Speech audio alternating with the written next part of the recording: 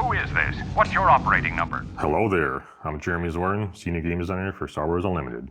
Hello there. General Kenobi. Hey everybody, I'm Dowie here from Ice Cave Radio, here with Senior Game Designer Jeremy Zwirn. We got to do it in person. Wasn't expecting that. I was around, we made it work. Glad we could meet up. Good to see you.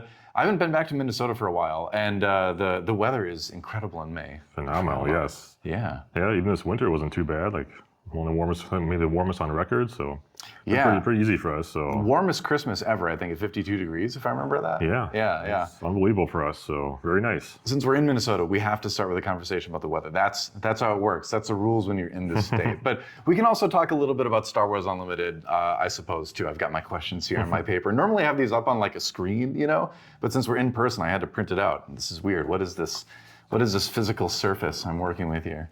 But I was curious, first of all, on your take on the Set 1 meta, because it's shifted a lot very rapidly throughout the time since the game is released. So I'm interested in your opinion as far as like how the Set 1 live meta evolved compared to what your team's expectations of it was based on like your testing and things like that before the game came out.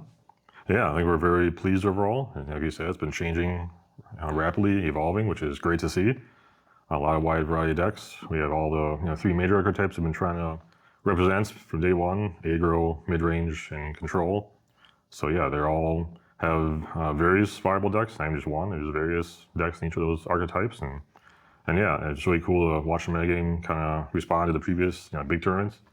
You'll see like we had the 5K earlier in Florida, and control suddenly really came out on top there and surprised some people. So we had 4K this past weekend at Richmond, and so a whole bunch of aggro decks came out. So it's like we had Boba mid-range doing really well for a while there, but now kind of on the backside, you don't see Boba too much. So, and then lots of other decks popping up here or there. So it's been very exciting. Yeah, I mean, talking about control decks in particular, we had that Vader Vigilance deck win the 5K, and then I played in a 4K, a different 4K actually, in Murrieta, California, just this last weekend, and Blue Vader won that one too. What's your opinion on the Vigilance Vader deck that's come out? It's very, very event heavy compared to all the other decks in the meta right now. Yeah, it's cool to see Vader, come out on top. He's a starter leader, so it's cool to see that yes, the starter cards are pretty good in this game too. So don't feel bad if you pick up a starter and think it's not that great. Yes, there's some very good cards in there. The control deck is very event heavy. It's pretty much one end of the spectrum. Yeah, like very heavy control, and the very other end of the spectrums, very fast aggro. So it's nice to see a variety of decks in there. Control, yeah, it can be a difficult deck to play. It can take a while. So that's one thing we've seen. Sometimes goes the time gets called, and if you're not playing fast, yeah, that can be sometimes a problem to not get enough time in to play the games. But some people love that kind of deck style, some don't. So as long as there's a variety for everybody and viable decks for everyone, I think it's a good thing as a whole. Yeah, I was actually so happy to see that type of deck win the 5K, because then I knew the next week at the tournament there'd be a lot of people playing it, but not knowing how to play it. Sure. And I'd be able to eat them for breakfast with Sabine. It made me happy to see. Yeah, it worked out okay. I went 3 and 4 though, so. So a lot of people did in Richmond as well. And you saw lots of aggro decks there and doing very well. So. Yeah. So yeah, that's kind of fun to see every week sometimes the metagame changes, so very rapidly, like I said. So on the topic of changes, we've seen a little bit of a move away from ECL recently with some of these decks, for Energy Conversion Laboratory. Do you feel like there was an over-reliance on that base initially in a lot of command decks, and people are kind of realizing, I'd rather have the 5 HP? I guess at one time, yeah, it was kind of, simply because like auto-glued, like you're playing command, you play that base every time, which is cool to see players rethink that. Because 5 hit points, that can matter a lot. You can definitely win or lose a game right there. So yeah, I think it's good to see people like, okay, they get in 30-point bases. I guess more recognition that yes, these are also very valuable. So I think ECL is still, of course, a great base. Probably always will be, but in certain meta games, you really want the extra 5 hit points. I notice I've had to change my deck building when it comes to Sabine, even with the shift away from ECL, because my deck, I found out over time, was very centric around dealing 25 damage and being able to get there very successfully. Yes. But once the 5 extra HP got added, I'm like, I gotta change up how my deck is built right now, because I have to account for this extra damage I need now each game. It's really interesting. It's fun from the perspective of the deck playing against that kind of stuff too, to have to shift things up. It's been a lot of fun. But I'm curious just in general too, like obviously the game has seen a huge amount of success. All of my locals have been filled with people. The game obviously sold very well. What do you think it is about this game in particular that's made it a big success? Because obviously Star Wars is popular, but it takes more than that for a card game to really kind of succeed right now, I think. Yeah, there's lots of factors. Definitely Star Wars is a big thing, great IP. We've definitely leaned into collectability in some ways. We did games in the past that maybe didn't have as much cool stuff for people that really like that. We got lots of foils and the Hyperspace cards, and of course the Hyperspace foils. Some people just really love that stuff, and of course the showcase cards. It's always really cool to hear stories of people opening those and celebrating. It's a really cool moment. So the game itself, of course, might be a little biased, but I think it's a great game. We put a lot of time and effort into it, and so it's amazing. We have a great limited format, draft and sealed. So those are excellent ways to play. Some of my favorite ways to play the game, and so some people really love that. And of course, different formats beyond that as well. We have Twin Suns, so if you like playing like multiplayer, that's a really cool kind of unique way to play the game. So a lot of variety of stuff for people to experience the game however they want. Yeah, that's very true. I want to talk a little about game design, because obviously you were a competitive player. You probably still like to play competitively, but you're more of a designer in your day job now, I suppose. So. Talking about that a little bit, you actually taught me how to play Destiny about a month ago or so. Like, I had never played this game. I was living out of the country when it was out. I missed the boat on that one, but I always wanted to learn it. And so you were nice enough to sit down and teach it to me, and it was really, really cool. I really enjoyed it, but I definitely see some of the DNA from that game coming through in Star Wars Unlimited as well. And so on that topic, I was curious about your opinion on how it's kind of hard to balance.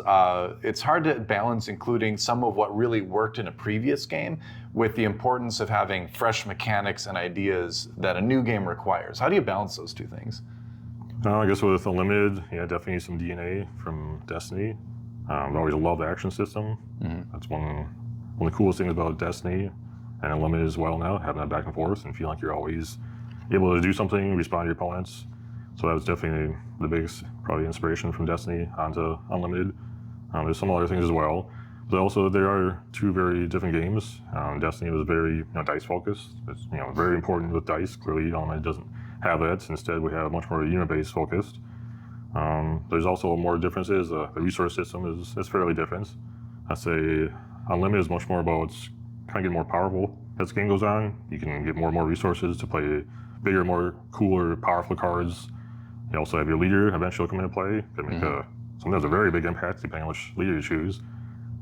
Destiny is kind of the opposite, where you start with a full team, and eventually your team kind of gets whittled out and gets knocked out.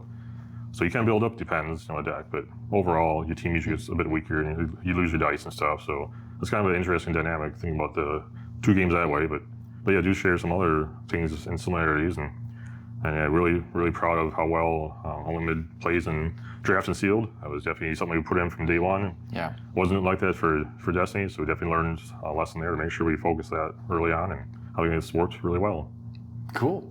So how many, just off the top of your head, estimation-wise, how many iterations of Unlimited do you think it took before you sat down and played it and you were like, okay, this is the loop, this is the core gameplay we want to build on now? There's overall quite a few. Some iterations weren't as big of changes as other ones. There's probably just a couple that are very big differences. Very early on, it was a pretty different game, but yeah, it was fairly rapid succession of trying out things and seeing what works, what didn't, and yeah, I think we settled on a pretty good core concept fairly early on, and stuck to that, and been very happy with it. All right. So on the topic of individual card design, then, what makes for the perfect card from a design perspective? I would definitely say a card that's very fun, very thematic. I like cards that are very skill intensive, ideally interactive with your opponents, and at least powerful enough you want to play it, feel good when you play it. And so yeah, I think there's several factors. It's not easy to design a card that hits all those. It's very difficult. So, but yeah. Well, so on that topic then, what do you think is the most perfectly designed TCG card of all time, in your opinion, then? There's probably quite a few, but One that sticks to my mind is more of an old school Magic card, Factor of Fiction. I've always really loved that card. Oh, okay, yeah. You familiar with that one? So it's a 4-mana instance. You can, when you play it, you take the top card, 5 cards of your deck, reveal them. Your opponent gets it, put them in 2 separate piles. So anywhere from 0 to 5 or 2 to 3. And then you choose one of the piles to put in your hand and discard the others. So I love that it's very interactive. It's almost like a mini game. Yeah. Where it's like, I'll do this, see what your opponent does, how you divide them. It can be very, I guess the replayability can be very high too. Like every time you play it, like, what's the top 5 cards? Who knows? How is my opponent going to divide them? Let's find out. Very powerful. I mean, maybe at the time, probably too powerful. But very, very fun. Yeah, it's a very exciting card. Yeah. And yeah, I think that's an example of a very well-designed card. I was really curious what you were going to say, and that is a great answer, because that is a great card. Is you've got positive player interaction on both sides, where both players feel like they have agency. It is kind of like a little million. That's a great answer. I've just seen some people divide 5 and 0. Yeah. And somebody still take the 0 because they think their opponent's trying to bluff them with a certain card in it or something. So I've seen some wild plays of that card. Very, very interesting. That is interesting. So on that note, then, what do you feel like is the Star Wars Unlimited card that's come closest to not necessarily playing like that card in particular, but meeting your ideals for card design? I guess the one card that's kind of definitely takes some inspiration from Factor of Fiction is I'm Your Father. That's a very fun card, very thematic. Just that moment. I said many times on watching people play that card, especially in the demo sessions earlier last year, people getting up and yelling and screaming no, and kind of getting to that moment. And actually it's turned out to be somewhat powerful here. It's kind of surprising. I think a lot of people were not expecting that card to see a bunch of play, but the recent tournaments, it's been 2 or 3 copies in some of these recent control decks. So that's very cool to see, and it can be skill intensive, knowing when to play it and on what unit, and the opponent trying to decide. Sometimes be a very tough decision if you just deploy your Boba leader and your opponent plays on your father. It's like you definitely want Boba to survive, but depending on the situation, maybe you don't. So I mean, you let that Vader blue deck draw 3 cards, you're going to be probably pretty sad down the line. They might just play entrenched next turn or next action. Their next action. So. Yeah, it's been a very fun, cool card to see people really enjoy it, and now see competitive play as well. Yeah, and it's always fun to see people declare that they're the father of Boba Fett or the Millennium Falcon or something like that. It's fun thematic moments. I guess another card I've been really pleased with is Dr. Avazon. Oh yeah, just revealed. Yeah, recently spoiled. I was very enthused to have that idea. Like that's when we were talking about bounties. It's like it's pretty obvious. Let's do Dr. Avazon as one of those, and I feel very thematic, having the 1 in 12 systems. So if your opponent collects them, your opponent really wants to get rid of them, so it's interactive. Yeah. It can be very skill intensive. How do you play around it? You want to ideally try to have them die when your opponent has already resources, so the bounty doesn't matter, which can happen a decent amount of times, but a lot of times it doesn't, and your opponent gets a huge advantage, and it can be pretty powerful. 2 costs, 3/3 shielded is quite strong, so. And I think will be a pretty fun and interesting card to see people play with. There's a lot of interesting aggro stuff on the bounty side of things, but I'm fighting the urge to get sidetracked talking about all the new set 2 stuff. But we'll continue on. But yeah, Dr. Evazan is going to be a fun one too. I'm just going to buff him with Bosk. That's my plan. It's dangerous, but I like to live on the edge. But another question about TCGs in general is that they have a tendency to keep adding new keywords and mechanics every set. That's natural. People want to play new ways with the game. So besides the core keywords like Sentinel, all that kind of stuff from set 1, can we expect any of the new ones that we're learning about now, like Smuggle, Bounty, to appear in sets beyond Shadows of the Galaxy at some point? It definitely could be a possibility of any new mechanic eventually getting revisited. Okay. What's your opinion on how many of those types of gameplay elements should be brought back expansion to expansion?